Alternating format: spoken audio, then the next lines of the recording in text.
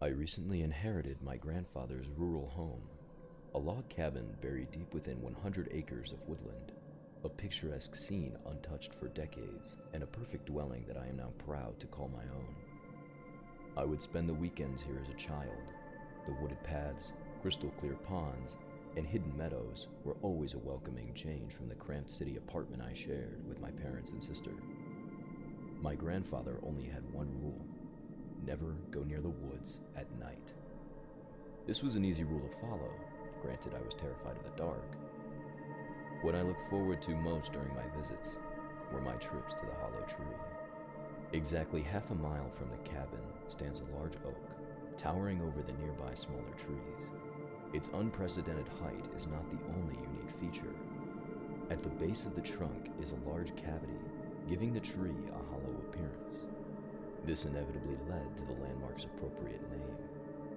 My eyes lit up whenever I discovered a new treasure lying within the hollow tree: my blue bicycle, a new football, and the dozens of other wonderful gifts I had found throughout my formative years.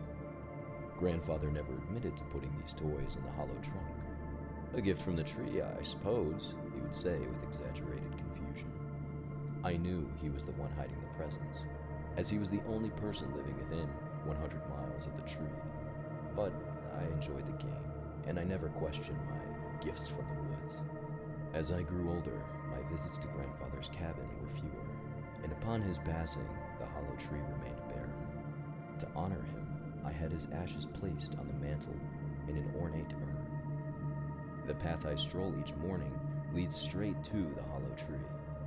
I happened to glance inside the trunk as I walked past. Lying on the ground inside the tree were torn shreds of dark brown fabric. Curiosity carried my feet to the mouth of the cavernous oak. As I knelt down and picked up the shredded cloth, a wave of familiarity washed over me. It was the mangled remains of an old teddy bear. My old teddy bear. The one I had lost in these very same woods 25 years ago. My grandfather and I had searched for the missing stuffed animal day and night.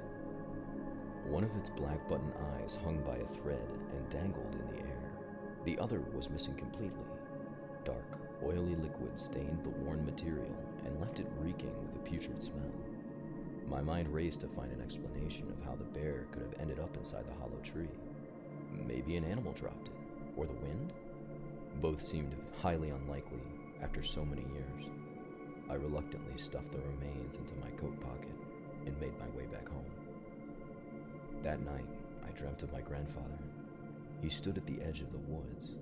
Large snowflakes fell and stuck to his jet black coat.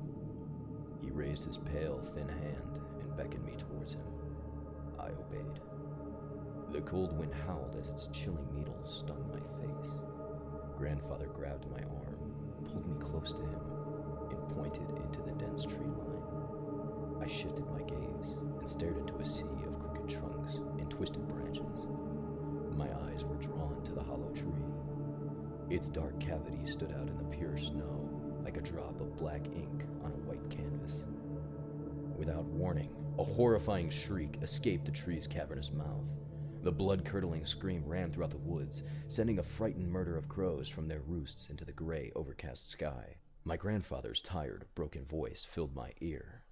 "A gift from the tree." The high-pitched whistling of wind and bitter cold jolted me from my slumber. My body shivered violently. I was outside, and in the woods. I hadn't sleepwalked since I was a child, yet here I was in the middle of winter, dressed only in a bathrobe, standing before the hollow tree. Just as I was about to turn and head back to the cabin, something caught my eye. A small red light blinked inside the tree's dark, empty trunk. I quickly ran to the mouth, picked up the cold plastic object, and dropped it in the pocket of my robe. I sprinted back to the cabin as quickly as I could. The dead leaves crunched loudly beneath my bare feet. I burst through the front door, wrapped myself in a blanket, and prepared the fireplace. As soon as my body temperature started to return to normal, I pulled the object from my pocket and placed it on the floor. It was my walkie-talkie, another childhood toy. This didn't make any sense. My sister and I would play with them all the time, until the day I accidentally dropped my receiver into the pond. I will never forget how upset I was as I watched it sink. Again, the hollow tree had returned, another long-lost possession, and my name was still scribbled on the side. As I sat dumbfounded, the red light on the top of the walkie-talkie turned on, and ever so quietly, a faint noise crackled from a tiny speaker. The noise was brief, a stream of white noise, but just before the walkie turned off, for a split second, a hushed voice whispered my name. I took off the back panel of the receiver, and just as feared, there were no batteries. I hurried to the attic and locked away the bear and walkie in a chest. I decided then to avoid Hollow Tree and my morning walks altogether. The dreams continued, the same one each night. My grandfather, the tree, his message, and the crows. I resorted to moving furniture in front of my doors to prevent my late-night sleepwalks into the woods. Things were going well until the day my grandfather's urn went missing. I had just returned from work. I froze as I stared upon the vacant mantel. My heart pounded in my chest. I knew exactly where it was. I laced my boots, threw on my coat, and started my short journey to the hollow tree, grabbing an axe from the woodshed on the way. Dark clouds left the world dreary, and the sun was setting. As I approached the giant oak, the unnatural stillness of the woods droned eerie silence around me. I shone the beam of my flashlight into the hollow tree. The cavern illuminated, and I crouched down to peer inside. I nearly vomited. Dark, sappy liquid dripped from the bark, and on the ground my eyes met the blank stares of 13 dead crows, their small bodies severed and completely hollowed out. I gazed upwards, and within the twisted branches I saw the beautiful silver and gold urn. The tree was toying with me, beckoning me to climb its ancient trunk to retrieve my grandfather. Rage consumed me. Tightly gripping the axe's wood handle, I swung as hard as I could. The sound of the blade striking the oak was unbearable. Each blow sent a sound wave of shrieks from the bark, the same scream I dreamt of each night. Thick crimson liquid gurgled from each gash. I chopped until I couldn't lift my arms. The hollowness of the trunk echoed the screams like a concert hall. With anger pulsing throughout my body, I hurled the axe with all of my strength, and with a dull thud, it stuck right in the middle of the tree. Just then, the branches untangled, and the urn began to shift. I hurried to the spot directly underneath, and carefully caught it as it fell. I held the porcelain vessel like a newborn child, turning my back only once to see the wounded tree still bubbling its thick, bloody sap. I placed my grandfather back on the mantel.